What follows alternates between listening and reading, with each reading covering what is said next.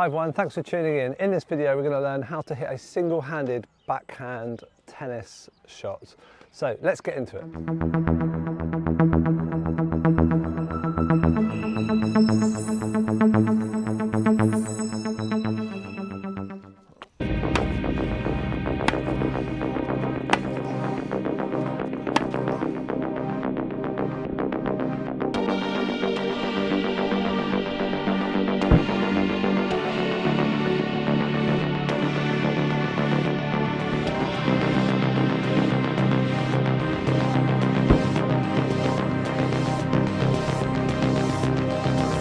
So let's firstly talk about when and where you would use a single-handed topspin backhand. So the first instance would be if you're approaching the net, so if the ball is low and you want to pick the ball up off of your feet and you're around the mid-court, so trying to go forwards, that's when you would use a topspin backhand. You'd also use it defensively if you're pushed back in the far corner of the court. You could use topspin to loop the ball high and deep into the back corner to give you time to recover back into the middle of the court. And also you would use it to change the pace during a rally. So if someone's slicing, you may want to hit topspin to counteract that slice, throw your opponent off guard. Topspin's really useful on your backhand because obviously it gives you controlled power. It helps you turn the ball and give that power that you're hitting control, and the gravity brings the ball down when it's rotating. So let's get into the next bit. Okay, now so let's talk about the grips. So there's two main grips for doing a single-handed topspin shot. So the first one would be the Eastern backhand grip. So if I'm looking at the bevels on my racket, there are 1, 2, 3, 4, there's 8 bevels all the way round. So to get an Eastern backhand grip, I'm going to be wanting to hold bevel number 1. So if I'm looking at the palm, I'm going to hold the racket at the bottom, from the bottom of my index finger all the way to the bottom of the palm. I'm going to run the racket all the way down, so I've got the bottom here, so I'm on bevel number 1. So you can see here, I've got a slight angle on my racket. This is going to help me generate topspin on my backhand. We also can use the Western backhand grip, so it's a little bit more round this way. So if I'm looking at the bevels, it will be bevel number 8, so this one here. So I'm finding bevel number 8, and you can see this is a more extreme racket tilt, and this is going to give me even more topspin on my single-handed backhands. So they're the two main grips. Let's get to the next bit. Okay, so the next thing we want to think about once we've got the grip is the ready position. So a good ready position should look like this. We should have our feet like this, we should have our knees bent, our racket out in front and on our toes. So when we're ready for when the ball comes to us, the racket should be directly kind of in front of us, not hanging either side, because obviously if you get into that habit of having the racket here, if it's coming on your backhand, you're going to run out of time once the ball starts speeding up and you're playing against better players.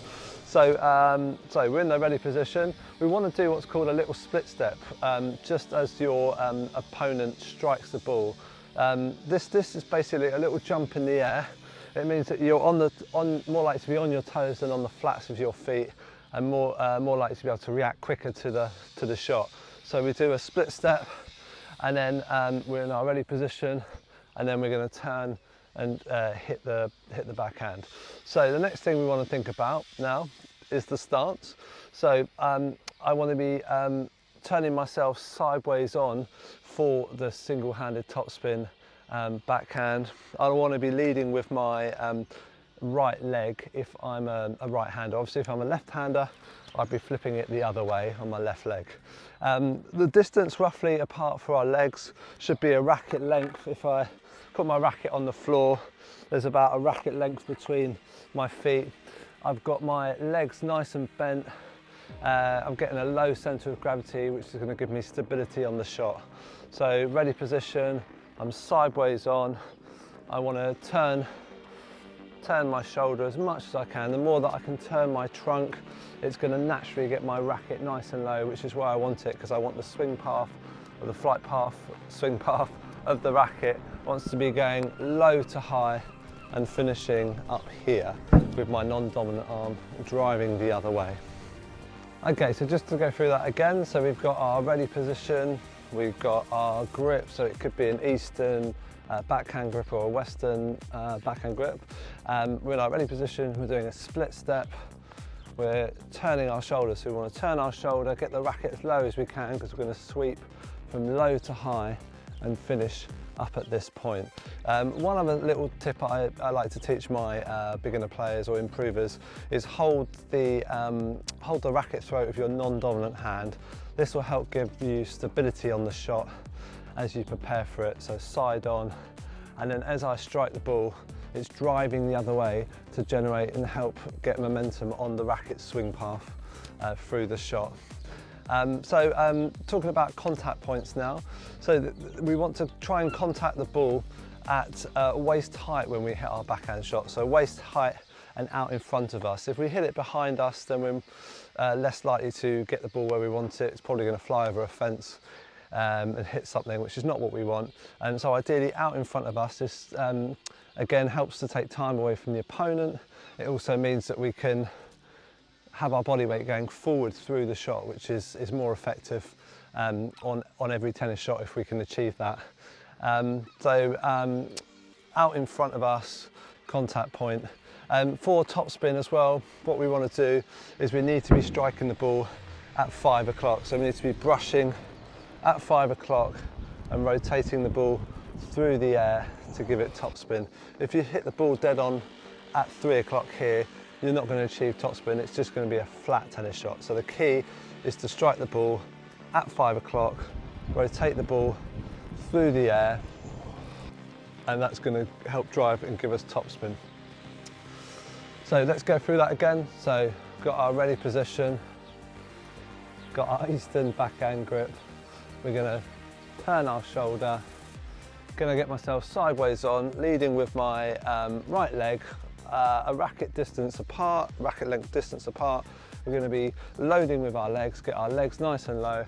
We're going to be driving forward through the shot if we can, body weight forward, hitting the ball out in front at waist height, and then striking the ball at 5 o'clock to help it rotate and drive over the net with topspin.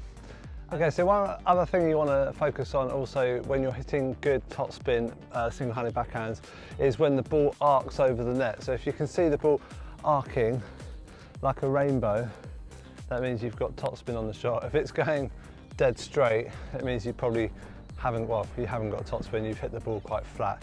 So I always think of that, if the ball is arcing over the net in a nice rainbow shape, then you've got great topspin going on. Give it a go, guys. Let me know if this video was useful, if there were things that you like, things that weren't so clear. It's always going to help us make better content. Don't forget to check out our other videos on some of the other basic tennis shots, and let us know if you want to see any other content or anything else. So don't forget to like, subscribe and share. Thanks for tuning in, and we'll see you in the next video.